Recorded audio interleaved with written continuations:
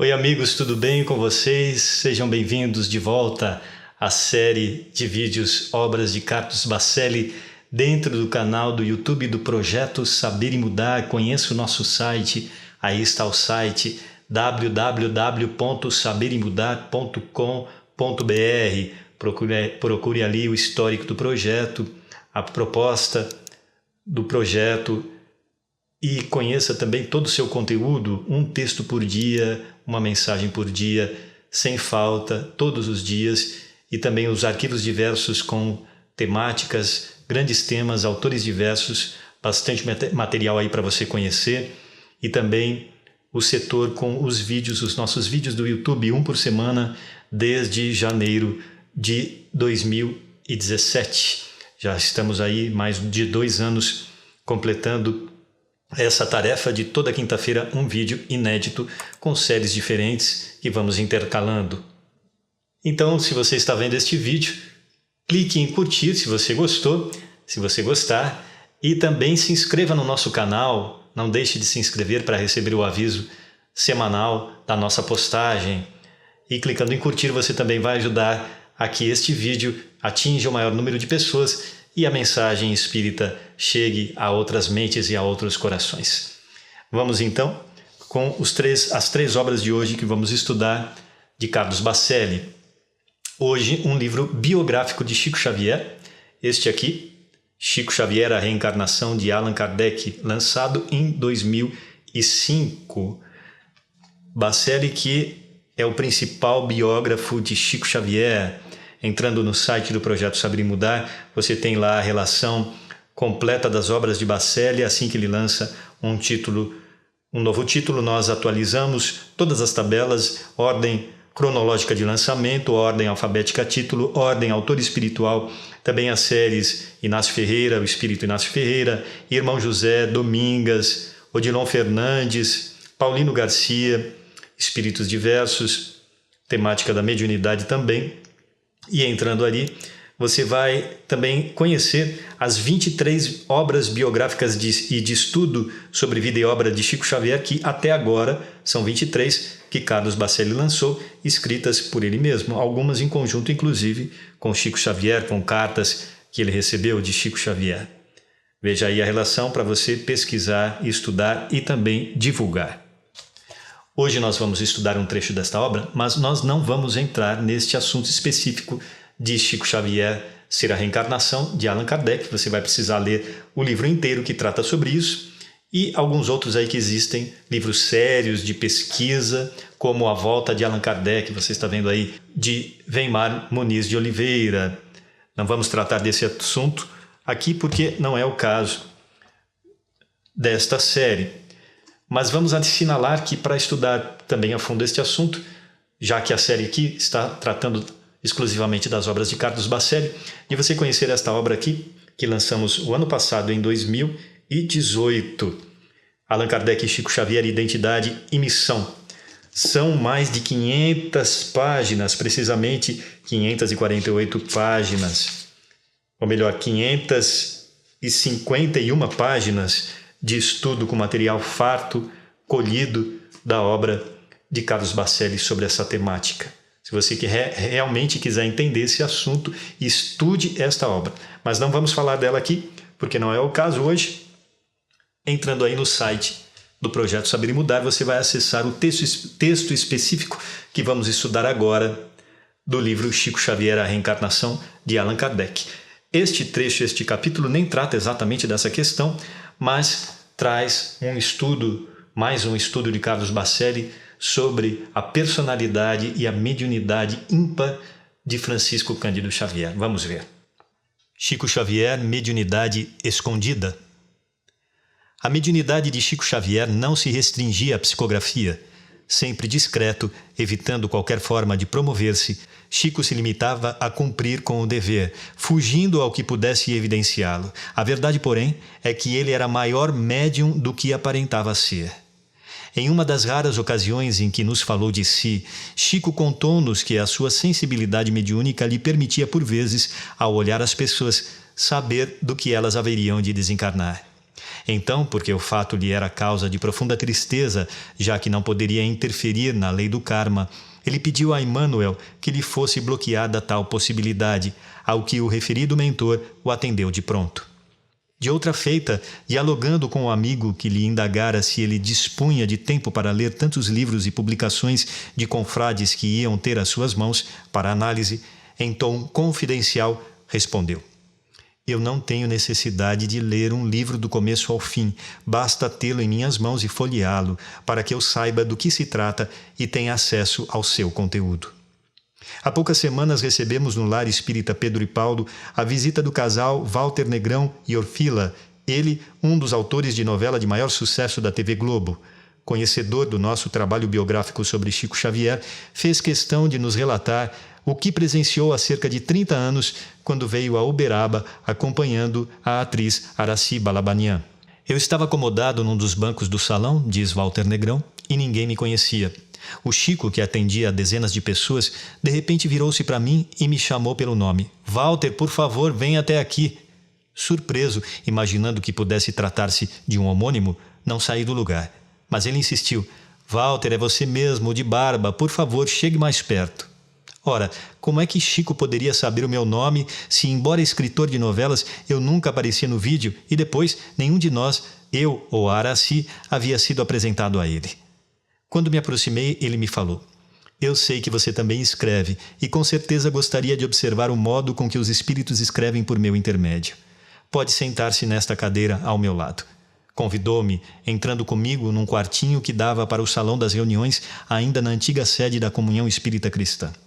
Prosseguindo com a narrativa, Walter Luiz Negrão, que a partir de então se tornou espírita convicto, explicou. O Chico dividiu em dois o pacote de folhas em branco que estava sobre a mesa e, caindo em transe, começou a psicografar com as duas mãos ao mesmo tempo, recebendo simultaneamente uma mensagem de André Luiz e outra de Humberto de Campos. Como é que eu poderia continuar tendo alguma dúvida se o fenômeno acontecia diante dos meus olhos? Aquilo foi demais para mim. Conversando então com o amigo, que conhecemos em uma de nossas andanças doutrinárias por São Paulo, comentei. Walter, o Chico nos dava a impressão de que escondia a própria mediunidade. Talvez ele tivesse sido médium demais para o nosso tempo. A isto o amigo que nos escutava ajuntou. Concordo. A gente sempre tinha curiosidade de saber se o Chico, de alguma maneira, seria informado quanto ao momento da sua própria desencarnação. E hoje, pelos acontecimentos da véspera e do dia, eu não tenho mais qualquer dúvida. O Chico sabia muito mais do que ele ou os espíritos, por seu intermédio, nos revelavam. Chico tão famoso, não é? Mas se as pessoas não estudarem a fundo a sua vida, a sua obra, ainda vão entender de uma maneira muito superficial a grandeza desse espírito e a sua capacidade intelecto-moral. Não era só mediúnica, não era só um médium. E como era médium, não? O maior médium da história da humanidade, de todos os tempos, sem nenhum exagero, quem estuda sabe. Né? Mas além disso, era um espírito muitíssimo evoluído em termos intelectuais e morais. Então precisamos estudar a fundo a vida dele para entender realmente, inclusive, o valor do seu legado e o valor da doutrina espírita quando veio para o mundo codificada por ele mesmo na encarnação anterior como Allan Kardec.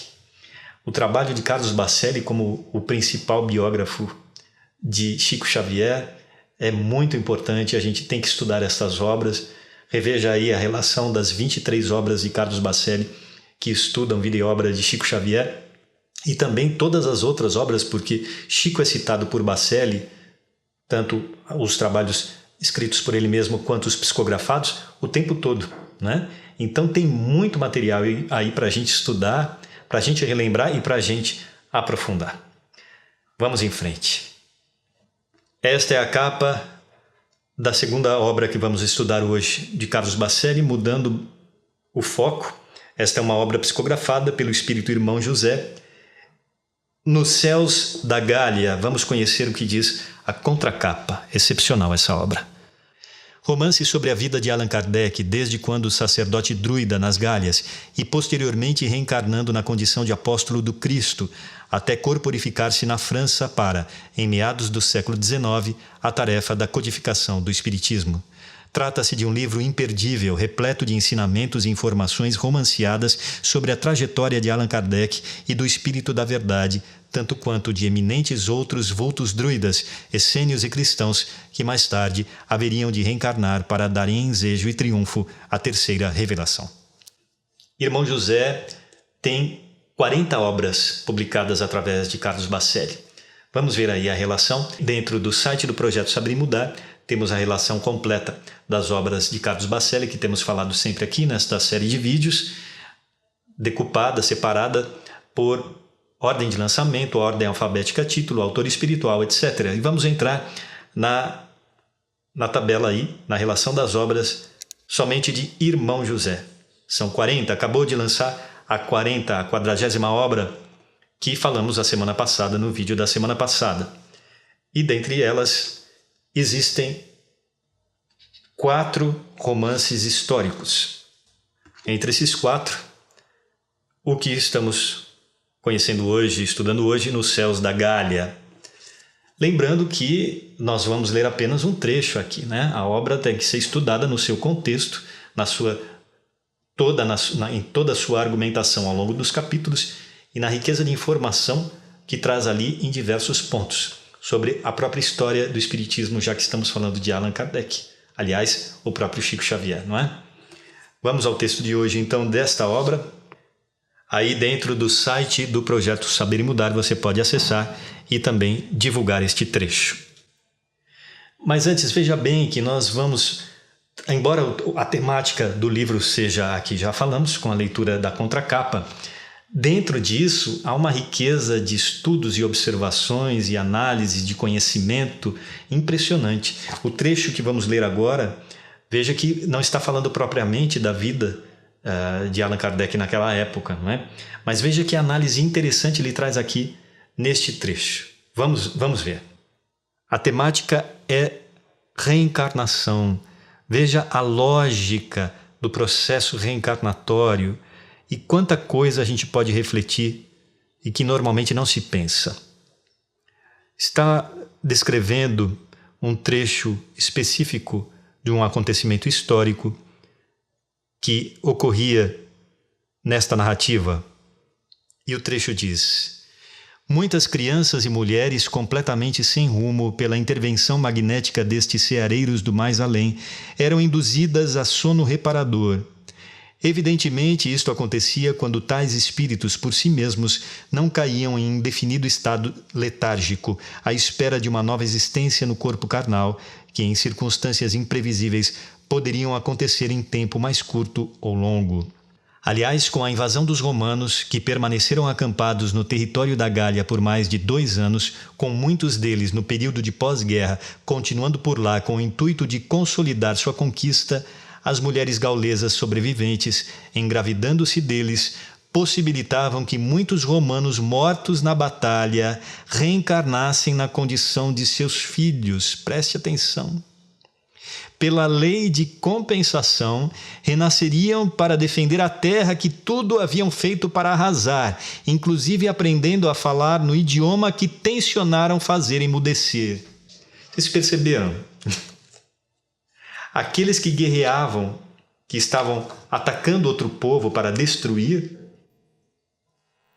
reencarnavam no seio desse próprio povo para refazer o que havia destruído. Não é? E para perder no processo reencarnatório o preconceito e o ódio que estimulava em si mesmo, não é? Que perseguia através da guerra. Veja a lógica das leis divinas, que somente a reencarnação explica a verdadeira justiça e a verdadeira evolução do espírito. Vamos retomar. Pela lei de compensação, renasceriam para defender a terra que tudo haviam feito para arrasar, inclusive aprendendo a falar no idioma que tensionaram fazer emudecer. Outro curioso fenômeno, igualmente, podia ser observado com muitos gauleses fora do corpo, que tinham morrido, que, agarrando-se psiquicamente aos seus algozes, os acompanhavam de volta a Roma, tendo oportunidade de atravessar a fronteira sem que ninguém os impedisse. e, por artimanhas do destino, reencarnar como seus herdeiros na futura capital do império que pretendera dominar o mundo. Pode-se, portanto, afirmar que a Itália, na atualidade, é constituída por muito poucos italianos genuínos, visto que, quanto mais invadiam e submetiam outros povos, os romanos mais ensejavam o fenômeno da miscigenação das raças.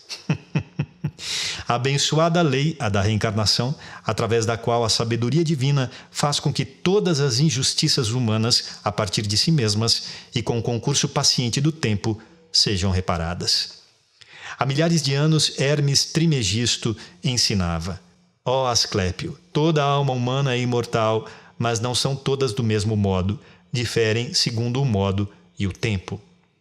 Muitos dos índios que foram massacrados pelos ingleses na colonização dos Estados Unidos da América do Norte, tendo as suas terras usurpadas por eles, adquiriram a cor de sua tez e aprenderam a falar a sua língua através do ventre de suas mães civilizadas, voltando para herdar o que, em verdade, sempre lhes pertenceu. Se todos estudassem os processos históricos à luz da doutrina espírita, entenderiam o que muitos historiadores, filósofos, sociólogos perseguem há séculos, não é? Entenderiam o perfeito processo e encadeamento das leis divinas e que proporciona, apesar dos nossos erros individuais e coletivos, proporciona a evolução verdadeira para os povos e para os indivíduos, não é? Fantástico. Você veja que só num trecho quanta análise histórica, filosófica e espiritual de um assunto específico, não é? Falando aqui da guerra, e que traz uma luz assim decisiva para o entendimento de uma série de outras coisas e não apenas do ponto em que trata, não é? Fantástico, irmão José. E vamos em frente. Agora este pequeno livro no formato mais grande obra do espírito Odilon Fernandes, que estuda muito a mediunidade, ele que já tem 24 obras publicadas através de Carlos Bacelli. Você está vendo aí a lista específica de Odilon Fernandes através de Carlos Bacelli. 24 obras até agora.